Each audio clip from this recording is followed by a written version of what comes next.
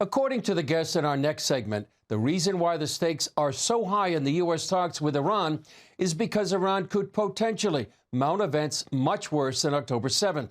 It's a chilling prospect. And here's my conversation with defense and security analyst Yaakov Lapin. Iran is inching, it's crawling its way towards nuclear weapons. And I think it's also important to note, when we talk about the technicalities, why nuclear weapons are so important for the Iranian regime, for this fundamentalist jihadist regime. They want to extend a nuclear umbrella over basically a network or even an empire of proxies, and then use that umbrella to intimidate all of the countries that would be attacked by their proxies. Israel is, of course, the first target, but it would also be Sunni countries like Saudi Arabia, and basically back these proxies as they fight Iran's wars for them. So the 7th of October was a glimpse into what an Iranian proxy war looks like against Israel. Now imagine October 7th with a nuclear Iran, where they have an umbrella, a sort of North Korea in the region, threatening nuclear weapons attacks if their proxies are attacked. And that's what they're after. That's their vision. They view it as a core principle of their attempt to take over the Middle East, destroy the state of Israel, bring down pro-American Sunni governments. And that's just stage one, by the way. They have global aspirations. So this is extremely dangerous for the whole of international security.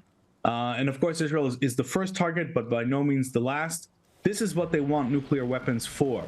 And that's why it's absolutely vital that they cannot move ahead with that program. Yeah. You talked about the weapons, the military hardware that's been amassed in the region. How effective can a strike by the U.S. and Israel be on Iran's nuclear program? Well, if it's a combined strike, I think it would be extremely effective. I mean, the U.S. alone has unmatched, globally firepower. It can bring down really just unprecedented levels of ordnance, munitions, massive, 20,000 bombs, 30,000 bombs, bunker busters that can penetrate very deep into the ground. I mean, the U.S. alone can do this. Now, we've heard President Trump talk about the fact that if this comes to a military operation, he would envisage Israel leading it. And I think that that's a realistic assessment, because I think the administration would want Israel to take the lead role. And Israel itself is absolutely capable. Of course, it has less in the domain of heavy bunker busters, because you need strategic bombers to deliver those. Israel doesn't have strategic stealth bombers like B-2s like the U.S., but Israel has spent years practicing with its F-35s, F-15s, F-16s, drones, and other capabilities on how to deliver its own heavy munitions towards in the direction of nuclear facilities in Iran. Now, another thing that's worth noting is that the Israeli Air Force is the only Air Force that has recently gained experience in taking over Iran's skies. And it did that in October last year in response to a massive Iranian ballistic missile attack. And the IAF was active all over Iran. It was unchallenged. It took out most of Iran's air defenses. It struck a range of targets, including one reportedly that is linked to the nuclear program in Parchin. So the Israeli Air Force has already got its proof of concept. It knows how to get to Iran. It knows how to be active all over Iran's territory if necessary.